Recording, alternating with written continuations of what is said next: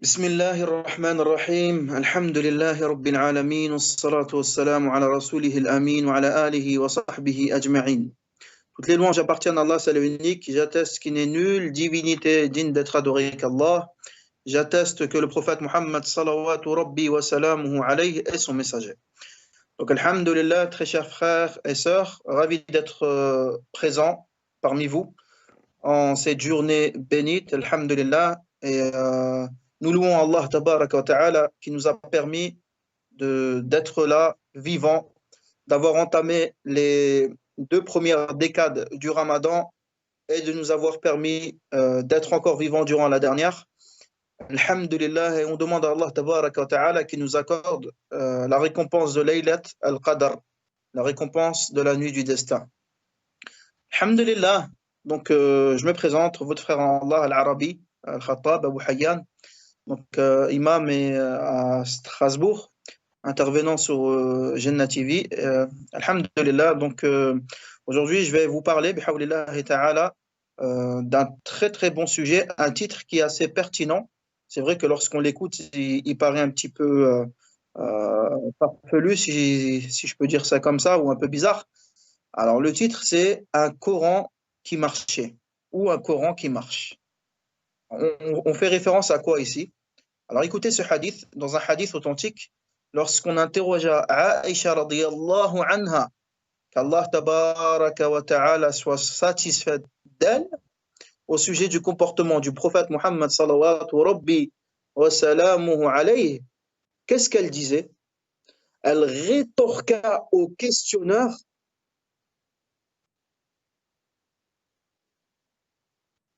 elle rétorqua donc elle a rétorqué au questionneur, elle lui a dit, dis-moi, lis-tu le Coran? Est-ce que tu lis le Coran al-Karim?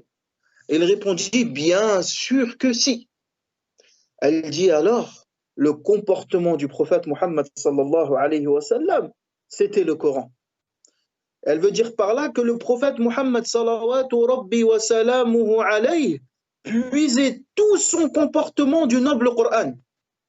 Et puisait tout son comportement du noble Coran. Et on disait même autour de lui, qu'un Coran, c'était un Coran qui marchait sur terre. C'était un Coran qui marchait sur terre. Qu'est-ce qu'il a dit Ibn Kathir concernant l'explication de ce hadith? Il a dit, ça signifie que le prophète Muhammad sallallahu alayhi wa sallam, dites sallallahu alayhi wa sallam, pour ceux qui ne l'ont pas dit, dites sallallahu alayhi wa sallam. C'est très important, car ne pas prier sur le prophète sallallahu alayhi wa sallam, c'est un signe d'avarice. Donc, qu'est-ce qu'il a dit? Ibn Kathir, il a dit qu'il mettait en application, il a été appelé ainsi parce qu'il mettait en application tous les ordres du Coran al-Karim, ses interdictions d'une manière spontanée ou naturelle. Tout ce que le Coran al-Karim l'ordonnait de faire, il le mettait et s'empressait à l'appliquer du mieux qu'il pouvait et subhanallah, il interdisait, il ordonnait le bien et condamnait le blâmable. D'accord? Et subhanallah al-azim, et ceci n'était pas donné à n'importe qui. D'accord? Déjà à l'époque du prophète Muhammad salawatu rabbi wa salamuhu alayhi, dès qu'on le questionna sur des choses, ou bien on le sollicitait sur quelques faits, que ce soit des conflits, etc., eh ben, on sollicitait le prophète sallallahu alayhi wa sallam pour son noble caractère. Vous l'avez deviné, ce hadith-là, il parle du noble caractère du prophète sallallahu alayhi wa sallam. Et sa femme Aïcha radiyallahu anha l'a décrit comme étant un Coran sur pied. Pourquoi un Coran sur pied? En fait, parce qu'il appliquait tout ce qu'Allah Ta'ala lui ordonnait de faire.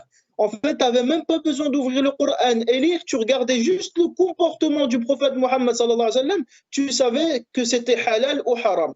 Et c'est d'ailleurs pourquoi Allah tabaraka wa ta'ala a considéré le prophète sallallahu alayhi wa sallam comme étant une condition. Le suivi du prophète sallallahu alayhi wa sallam, c'est une condition de la validité de l'action. C'est ce qu'on appelle al-mutaba'ah. Pour qu'une action soit validée, il y a 2 conditions. La première, c'est qu'elle soit faite exclusivement à Allah, ce qu'on appelle communément la sincérité, al-ikhlas. Et la deuxième des conditions, c'est que ce soit conforme à la sunna du prophète sallallahu alayhi wa sallam. Et Allah tabaraka wa ta'ala, il a dit à son sujet, pour montrer cette annexion-là très proche, il a dit قُلْ إِن كُنْتُمْ تُحِبُّونَ اللَّهَ فَاتَّبِعُونِي يُحْبِبْكُمُ اللَّهُ وَيَغْفِرْ لَكُمْ ذُنُوبَكُمْ وَاللَّهُ غَفُورٌ رَحِيمٌ. Dis, si vous aimez concrètement, réellement Allah tabaraka wa ta'ala, suivez-moi alors. Et c'est ainsi qu'Allah tabaraka wa ta'ala vous aimera. Et Allah, il est pardonneur et miséricordieux.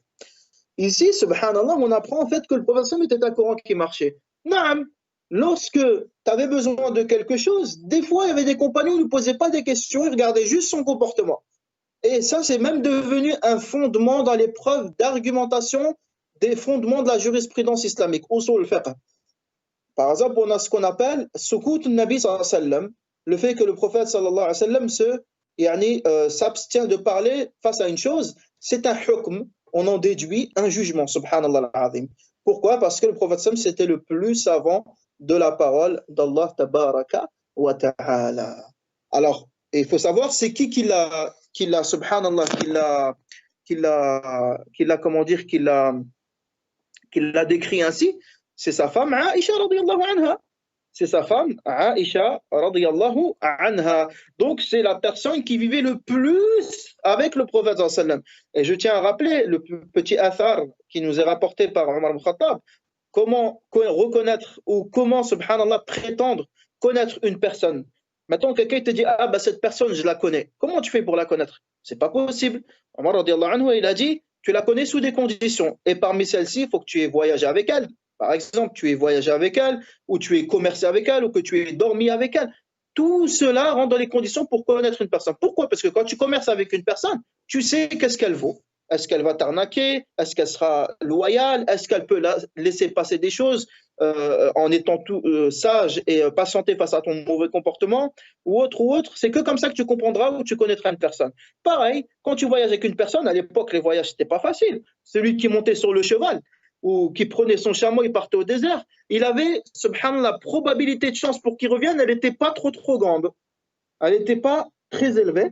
Ça se peut qu'il partait, il ne revenait pas à cause des conditions, la chaleur, l'absence d'eau, d'oasis, l'absence de nutrition, ou encore les voleurs de nuit, etc., de route. Enfin, la probabilité, elle était, on va dire, subhanallah, pas très élevée pour qu'il puisse revenir. Mais malgré cela, subhanallah, comment reconnaître cette personne? Il a dit, quand tu voyages avec cette personne, tu peux déterminer, subhanallah, plus ou moins le caractère ou connaître ou prétendre connaître cette personne. Et là, on voit en fait que c'est la meilleure des créatures, c'est la meilleure des femmes du prophète sallallahu alayhi wa sallam, Aïcha radiyallahu anha. C'est celle qui le côtoyait le plus par rapport aux autres. C'est celle qui rapportait énormément de hadiths par rapport aux autres. Et subhanallah, elle nous a cité que le prophète c'était un Coran qui marche. C'est comme un Coran qui marche. C'est-à-dire, subhanallah, à la fois, il appliquait tous les versets. Alors, que ce soit le verset qui dit « Wala taqfu ma laysa laka bihi ilm » n'atte pas ta langue dans là où tu n'as pas connaissance. Imaginez-vous le prophète salawatu rabbi wa salamuhu alayhi. Dès qu'il n'avait pas connaissance, il devait attendre la révélation. Il n'allait pas se hâter directement à émettre une fatwa ou autre. Sinon, il consultait le temps que la révélation venait, les compagnons. Donc, chaque verset que tu vois, le prophète il l'a appliqué et il a recommandé de l'appliquer. Et ce n'est pas pour rien qu'Allah tabaraka wa ta'ala ne choisit pas n'importe quelle créature pour porter cette responsabilité qui est la transmission du message divin, la transmission, subhanallah, de cette noble religion. Et il a choisi le prophète Mohammed sallallahu alayhi wa sallam. Vous savez pourquoi il l'a choisi? Parce que déjà à l'époque de l'Jahiliya, bon, c'est déjà un descendant, et ses ascendants sont des prophètes, Ibrahim, etc., alayhimus salam, mais aussi tout simplement pour la simple et bonne raison que déjà, d'emblée déjà, dès qu'il était plus jeune, il était digne de confiance. On le nommait Al-Amin.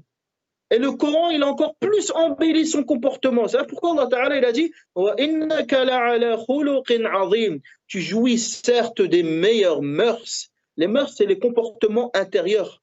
C'est-à-dire que, subhanallah, le prophète, il avait une ces qualités, tu ne pouvais pas le quitter aussi simplement. C'est-à-dire, si tu étais à sa proximité, Allahu Akbar, tu avais trop du mal à te détacher du prophète sallallahu alayhi wa sallam. Il était doux, il était compatissant, il était compréhensible. Subhanallah, c'est comme quand tu lui racontes un problème, c'est comme si lui-même il était dans ce problème-là. Et ça, c'est des traits magnifiques de notre prophète, salawatu rabbi wa salamuhu alayhi. Qu'est-ce qu'on retient aussi de ce hadith? C'est que le prophète sallallahu alayhi wa sallam, il retenait aussi sa langue. Quand on dit que c'est un Coran qui marchait, il a appliqué les prescriptions. Allah, il a dit retiens ta langue, il retenait sa langue. Et il parlait que des sujets qu'il maîtrisait ou le concernaient, subhanallah al-azim. Et il prenait les nouvelles de ses compagnons. Il prenait des nouvelles de ses compagnons. De nos jours, est-ce que toi, mon frère ou ma soeur, t'appelles ton frère ou ta soeur ou ta mère ou ton père ou juste le confinement, il nous suffit, subhanallah. Est-ce que tu as passé un coup de fil? Est-ce que tu as visité tes parents? Est-ce que tu regardes ton voisin s'il se porte bien, tes proches, etc., etc. Enfin, subhanallah, le prophète, il savait lire le Coran Karim car ça a été descendu sur lui d'abord. Il lisait le verset qui disait comme quoi il faut avoir une proximité avec les proches. Toutes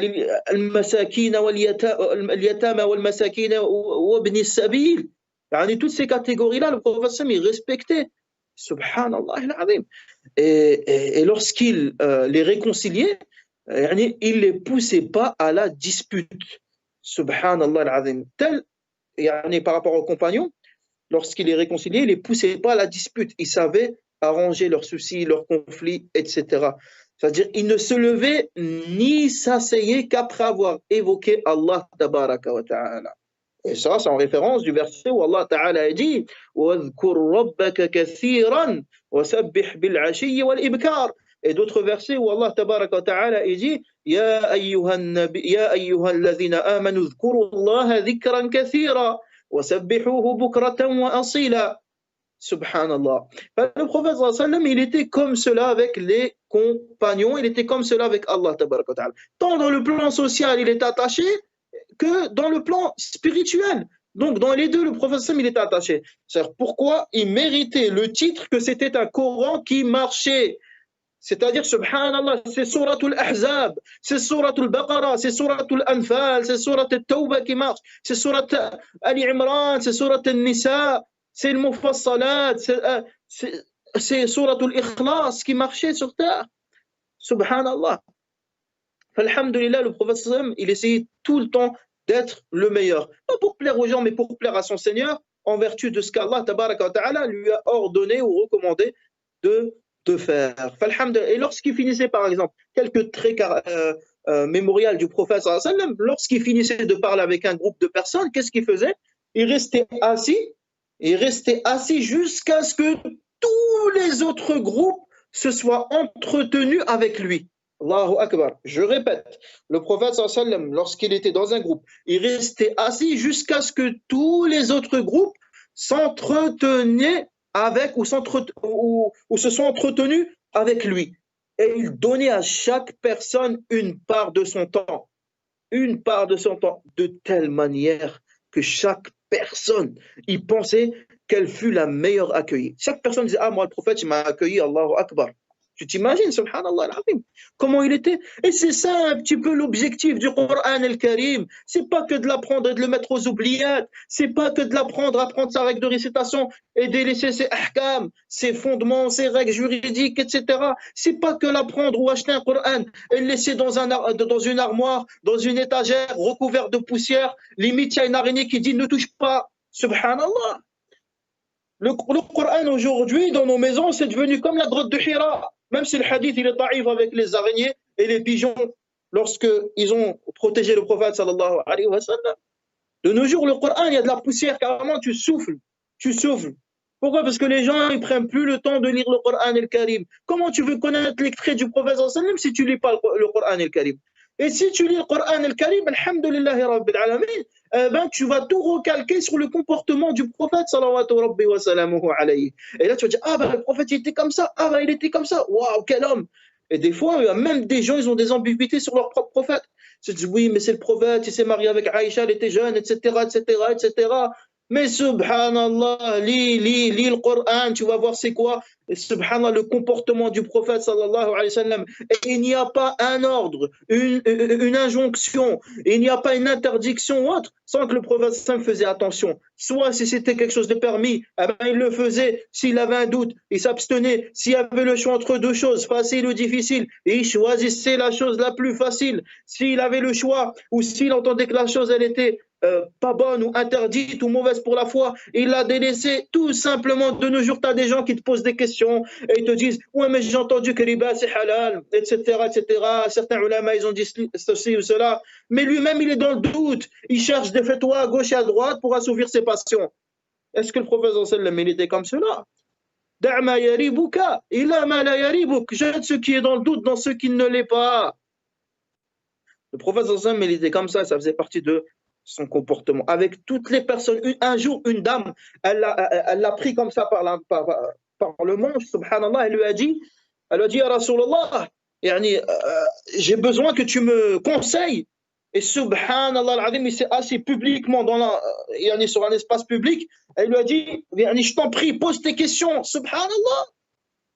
Sans parler, on rapporte qu'il y avait des petits le tiraient par la manche, comme ça pour jouer avec lui ou autre. Et le prophète il se laissait aller. C'est ça un Coran qui marchait. Et c'est pour ça que le Coran, faut que ça soit un moyen pour nous rapprocher d'Allah. Et avis à toutes les personnes qui l'utilisent pour leur intérêt personnel, avis à toutes les personnes qui l'ont mis aux oubliettes. Le Coran al-Karim doit être un livre sacré, une référence mondiale pour ton comportement, tes mœurs, pour tout ce pour te rendre parfait, tout simplement, même si c'est impossible, ou te donner quelques aspects de la perfection. Car le Coran et le Karim, c'est un petit peu le rôle. C'est des gens disent comment on fait pour avoir une meilleure foi, comment on fait pour avoir un bon comportement comme le prophète, pour rêver du prophète, je ne le vois jamais en rêve.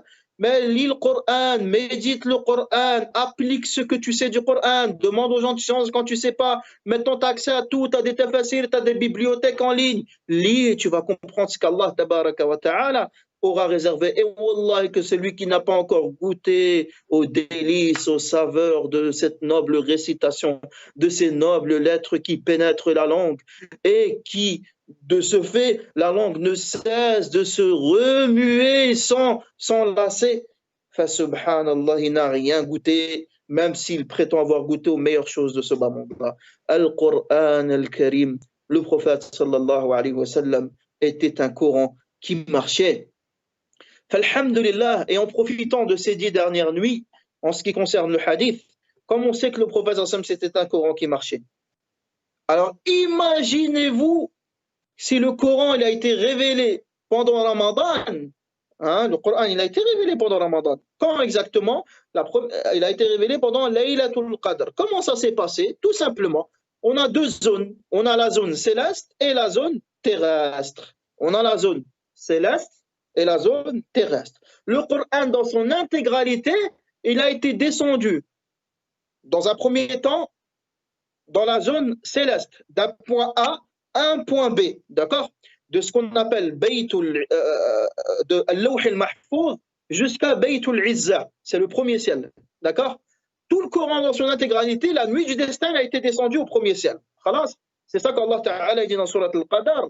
Il dit Inna anzalnahu fi laylatil qadr. Et après, subhanallah, il a été descendu du ciel à la terre au prophète sallam pour qu'il puisse transmettre, et cela sur un intervalle de 23 ans taqriban, de 40 ans quand il a reçu la révélation jusqu'à 63 ans sa mort sallallahu alayhi wa sallam, par partie circonstanciellement en fonction des batailles qu'il a menées, en fonction des circonstances, des situations, etc. Il n'a pas eu le Coran d'un coup comme ça. Et là, subhanallah, on sait que le Coran il a été descendu Laylatul Qadr pour honorer ce Coran. Pendant une nuit bénie, on est dans les 10 derniers jours, ya ibadallah. On est dans les 10 dernières nuits, et il ne reste même plus, je parle des 10 dernières nuits, il nous reste 4 nuits, même pas. Et ça y est, c'est fini, c'est reparti. Le monde, il reprend son cours normal. La vie du croyant lambda reprend son cours. Subhanallah, 5 nuits ou 4, si ce n'est 4. Là, ce soir, bihawlillahi ta'ala, on a la 26e nuit, à partir de le Maghreb. Alhamdulillah, qu'est-ce que tu as fait du Coran al-Karim? Est-ce que tu l'as lu? Est-ce que tu l'as peut-être clôturé, ne serait-ce qu'une fois, même si ce n'est pas obligatoire de clôturer le Coran durant tout Ramadan, mais c'est tout simplement recommandé. Qu'est-ce que tu as fait yani, pour te rapprocher d'Allah Azza wa Jal?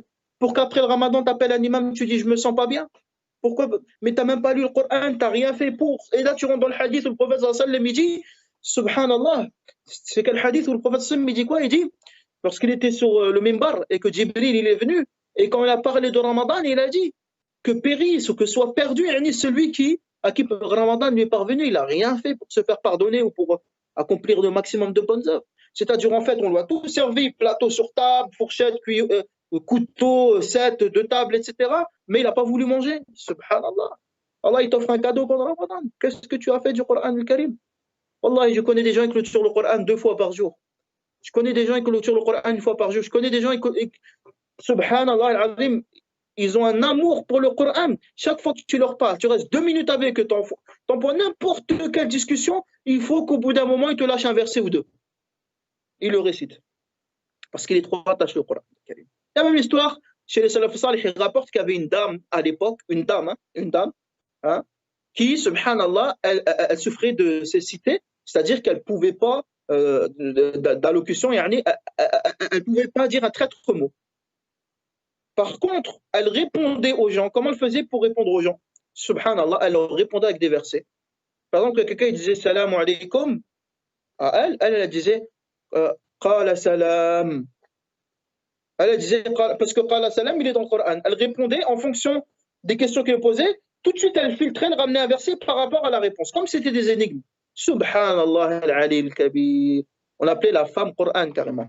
Parce que tout ce qu'elle disait, c'était que du Coran. Quand elle te répond, je ne sais pas, par exemple, tu lui dis est-ce qu'on va aller voyager quelque part ou tout simplement qu'est-ce que tu en penses de la hijra, ou qu'est-ce que tu en penses si je vais aller faire un commerce dans telle et telle région? Elle disait par exemple Qul siru fil ardi fanzuru. Le verset qui parle du fait de voyager, par exemple. Ala kulli hal, c'était des exemples. Enfin, il y avait des gens, ils étaient attachés au Coran. Ils disaient maintenant, moi je parle de l'époque, regardez maintenant, subhanallah al-azim. Ouvrez YouTube, vous allez voir des enfants, subhanallah, ils n'ont même pas leur raison, masakin. Ils souffrent de déficit mental, mais tu les vois, c'est des as dans le Coran al-Karim. Wallahi al-azim, ils savent tout, mashallah. Chaque verset, le numéro, la page en haut, en bas, à gauche, à droite. Et toi, Allah, il t'a donné les yeux, il t'a donné la main, il t'a donné une belle voix, il t'a donné les oreilles, il t'a donné, alhamdulillah, pour que tu apprennes un petit peu de Coran al-Karim. Mais t'en es où par rapport au Coran? Allah tabaraka wa ta'ala dit dans le Coran al-Karim, ala lisan al-Rasul, il a dit وَقَالَ الرَّسُولُ يَا رَبِّ إِنَّ قَوْمِ اتَّخَذُوا هَذَا الْقُرْآنَ مَهْجُورًا أو إِنَّ قَوْمِ اتَّخَذُوا هَذَا الْقُرْآنَ مَهْجُورًا. Et le messager a dit, Ya Allah, certes mon peuple, اتَّخَذُوا هَذَا الْقُرْآنَ مَهْجُورًا, mon peuple ont décidé de fuir le Coran al-Karim ou de le considérer comme étant quelque chose de lointain par rapport à eux. Mahjoura, qui vient de al-hajr, le fait de s'enfuir, de s'écarter de la chose. Allahu Akbar. Ici, qu'Allah Ta'ala nous en préserve, qu'Allah nous préserve de ne pas tomber, subhanallah, dans ce fléau, de délaisser le Coran, la parole d'Allah, surtout durant les 10 derniers jours. C'est sûr que tu dois être démotivé parce que tu as lu à fond le Coran al-Karim. Les 10 derniers, toujours à la fin, on se relâche. C'est comme dans la course. La course à pied, à la fin, on se relâche. Au sport, à la fin, on se relâche. Mais c'est la fin qui compte le plus. Allah tabaraka wa ta'ala, lorsqu'il parle des 10 nuits, et il y a une divergence sur le verset وَلَيَالٍ عَشْرٍ, par les 10 nuits. Certains ulama ont dit c'est les 10 de Dhul Hijjah, d'autres ils ont dit c'est les 10 de Ramadan. Parce que Allah il jure par quelque chose, c'est très important, c'est qu'elle est sacrée, accroche-toi à cette chose. Regardez, Allah il a juré par le soleil. Sans le soleil, on ne vit pas. Il dit وَالشَّمْسِ وَضُحَاهَا. Sans le matin, on ne peut pas exercer, ou encore on passerait nos nuits ou nos journées à dormir. Allah Ta'ala il jure par l'aube, Allah Ta'ala il jure par le temps. Sans le temps, on n'existe pas. Et Allah Ta'ala il a juré par 10 nuits, subhanallah. Ça, carrément, c'est-à-dire c'est au stade de l'immensité de subhanallah, de ses créatures et sa création. Profitez, Inch'Allah, durant ces 10 dernières nuits. On ne sait pas quand est-ce que sera Laylat al-Qadr. Probablement les nuits impaires, comme il a dit le prophète sallallahu alayhi wa sallam, mais comme nos confrères sont passés et ils l'ont précisé, à travers leurs exhortations, qu'Allah les préserve et les récompense pour cela. Donc, alhamdulillah, durant les nuits impaires, alhamdulillah, il se peut qu'elle ait le qadr. Mais n'attendez pas une nuit impaire. Même les nuits paires, donnez-vous au maximum, Inch'Allah. Même les nuits paires, lisez le Coran al-Karim. Là, il ne vous reste rien du tout. Il ne vous reste rien. 4 jours, 4 nuits.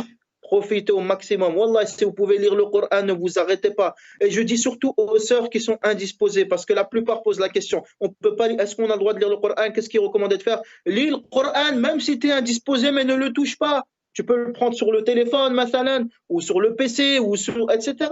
Ou tout simplement une traduction arabe-français. Il n'y a pas de mal, Inch'Allah. Il n'y a pas de mal, bihawlillahi ta'ala. Mais lis-le. Et ceux qui ne savent pas le lire en arabe, bah, lisez-le au moins en français pour la méditation. Vous aurez l'ajr, la récompense de la méditation. Alhamdulillahi Rabbil Alamin. Alhamdulillah, il n'y a pas d'excuse. Essayez de vous adonner à fond. Et surtout que si c'est Laylat al-Qadr pendant plus de 83 ans, attention, quand tu fais une action, elle ne vaut pas plus de 83 années, quelques mois. Elle ne vaut pas 83 années, quelques mois, yani 1000 mois comme Allah Ta'ala dit. Elle vaut plus parce qu'Allah Ta'ala il a dit Khayrun min alfi shahr. Laylat al-Qadr, Khayrun min alfi shahr. Laylat al-Qadr, elle est mieux que 1000 mois. Il a dit elle est mieux que 1000 mois. Mieux que 1000 mois. En fait, c'est une vie et demie presque. On vit quoi? Une soixantaine d'années après salam alaikum. Allez, pour les plus forts, les plus robustes, 70 ans, 80 ans. Enfin, tu as au moins une vie et quelques décennies. Subhanallah. Donc, en fait, en d'autres termes, si tu arrives à attraper les lettres al-Qadr, c'est comme si, masha'Allah, tabarak ar-Rahman, eh ben, tu as adoré Allah une autre vie. Et un peu plus qu'une autre vie. Il y a cette vie-là que tu es en train de faire, d'accord? Et tu as un bonus, une autre vie. Un autre Abdullah, un autre Mohammed, une autre Soukaina, une autre Aisha, une autre Khadija, une autre Sarah, une autre. Subhanallah. En fait, ça œuvre. Et vous connaissez tous le hadith dans lequel les deux personnes qui se sont converties en même temps à l'époque du prophète sallallahu alayhi wa sallam, l'un il est mort martyr durant une bataille, l'autre il est mort un an après. Après, un compagnon l'a vu dans le rêve, il a dit Ya Rasulallah, comment se fait-il que l'autre il est rentré au paradis? L'ange il lui a dit rentre, celui qui est mort un an après, hein, pas celui qui est mort dans la bataille, il est rentré d'abord lui au paradis. Il a dit Ya Rasulallah, comment ça se fait? Dans le rêve, après, dès qu'il est arrivé de cela, subhanallah, il a vu que celui qui est mort dans la bataille, il est rentré après celui qui est resté un an vivant. Ils sont allés, il a raconté le rêve au prophète, des gens, ils l'ont raconté, ils lui ont dit de quoi vous vous étonnez? Même s'il est mort dans la bataille, etc., etc., n'est-il pas resté un an de plus que l'autre? Subhanallah. Et n'a-t-il pas profité de Ramadan? Le qiyam, les siyam, etc. Subhanallah. C'est tout en notre faveur, alhamdulillah. Donc profitez, il y a la lecture du Coran à faire, il y a les du'a à faire, un max de du'a, comme elle a dit Aïcha radiallahu anha, notre mère, elle a posé la question au prophète sallam, le prophète sallam lui a dit, si jamais tu arrives à attraper les qadr, tu dis, Allahumma innaka afuun, tuhibbul afwa fa'afu anna. Oh Allah, tu es absoluteur des péchés, tu aimes l'absolution des péchés, absous-moi mes péchés. Et c'est quoi la différence quand tu dis afou? Allahumma afu anni, ou Allahumma ghfir li. Oh Allah, pardonne-moi. Les deux, c'est des synonymes, mais un, il est plus précis que l'autre. Al-afu, la dua que Aïcha radiallahu anha, quand elle a posé la question au prophète sallallahu alayhi wa sallam, et il lui a dit de dire cela, il a utilisé le nom, l'attribut d'Allah, al-afu. C'est-à-dire, c'est l'absoluteur des péchés. La différence, c'est que quand tu dis Allahumma ghfirli, oh Allah, pardonne-moi, en fait, Allah Ta'ala, il te pardonne de tes péchés, mais ça reste encore inscrit dans ton registre. Le jour de la résurrection, tu vas le lire.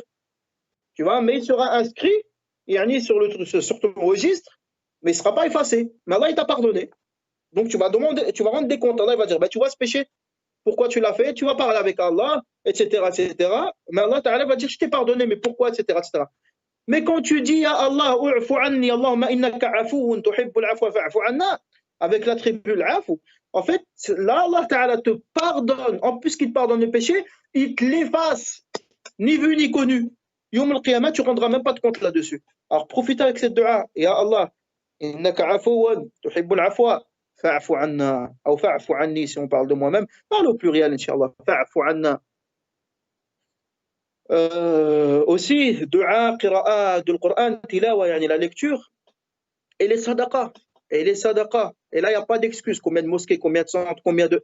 Alhamdoulilah, imagine, tu donnes 1 € durant les lettres al-Qadr. C'est comme si tu l'avais donné pendant 83 années au minimum, hein, et quelques mois. Si ce n'est plus, hein, parce que khayrun min alfi shahr. Allahu Akbar. Ne néglige pas les bonnes œuvres, alhamdoulilah. Visite tes parents. Concrètement, c'est quoi les lettres al-Qadr? Les lettres al-Qadr, on connaît sa récompense, mais qu'est-ce qu'on doit faire? Combien de gens, les lettres al-Qadr, ils passent, ils ne parlent pas avec leurs frères, ils ne parlent pas avec leurs sœurs, ils ne parlent pas avec leur mère, leur père. Il y en a, ils sont en instance de divorce. C'est le moment de tout recoller. Imagine, tu cherches à recoller pendant les lettres al-Qadr. C'est comme si tu as cherché à recoller pendant plus de 83 années, quelques mois. Imagine, subhanallah, tu te réconcilies avec ton frère ou ta sœur. C'est comme si tu as cherché à te réconcilier pendant plus de 83 années, quelques mois. Allahu Akbar. Je finis ce dire-là. Et on implore Allah tabaraka wa ta'ala qu'il nous fasse parvenir Laylat al-Qadr, et si elle n'est pas venue, et si elle est venue, qu'il accepte de nous les œuvres qu'on a accomplies. Innahu waliyyu dhalika wal qadiru alayh.